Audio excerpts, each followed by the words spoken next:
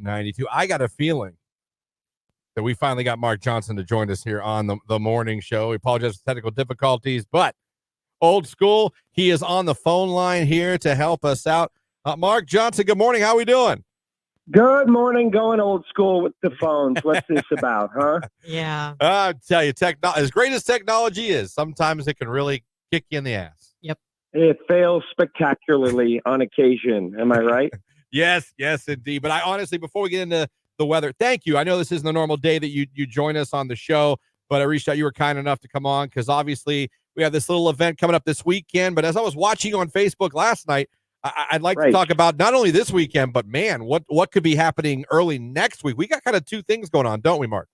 Yeah, it's a very active weather pattern for the next several weeks, and we're going to be right on the edge of several winter storms here. So storm number 1 arrives tomorrow, and luckily for you and me, it's really not going to impact us too badly.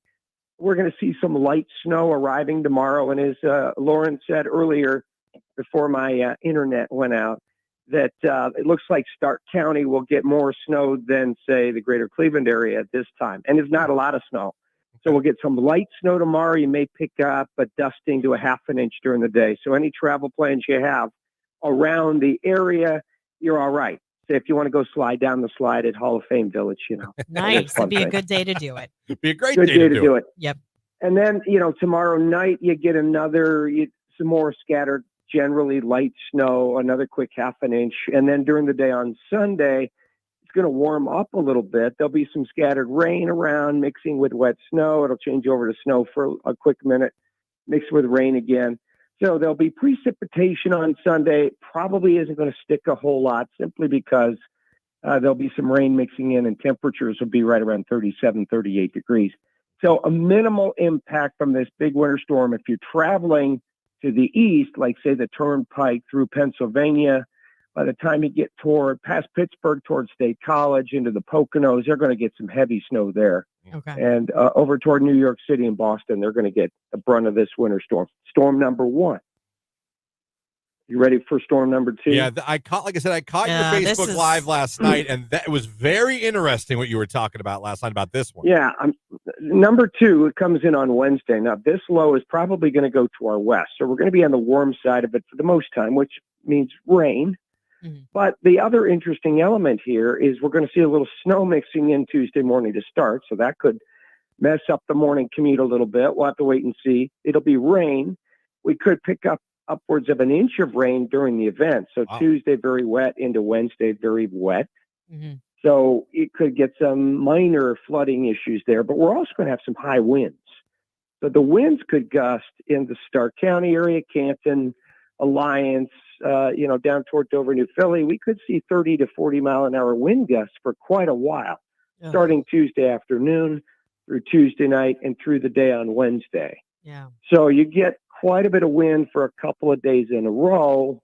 And that means hold on to your garbage can lids and all of that. Yeah, there could be some power outages as well. Right. Some tree limbs coming down, things like that. So things we have to watch out for. It's not a big snowmaker for us, but it is impactful for travelers and possibly, as you said, the power grid a little bit. Yeah. So fun stuff. Very active weather. We're going to see winter storms close by us every 4 days or so, all the way through January into February. Wow. Yeah, one of the things, Mark, just to prove that I watch you when you go live on Facebook, you're talking about you kind of, and if I'm paraphrasing incorrectly, please correct me, but you basically were saying like everyone that comes through, every time one of these is going to be coming through, it's going to be bringing more of that cold air down to where we are and giving us a better chance of having a big snow event. Right. The colder air, the Arctic air is building, and it started building back around Christmas, but it's just taking its time getting to us here in Canton, Ohio, Alliance, Ohio. So each winter storm brings that chunk of cold Arctic air closer and closer to us, starting in the Pacific Northwest, headed into the Rockies, eventually into the plains. And I'm thinking right around the 14th, 15th of this month through at least the 20th is when we have a really good shot at seeing a chunk of that cold Arctic air. And of course, any storm that's around during that time, that would be all snow. Right. So our snow chances are increasing. A lot of unsettled weather for the next several weeks. And of course, much colder than the month of December was. Get ready.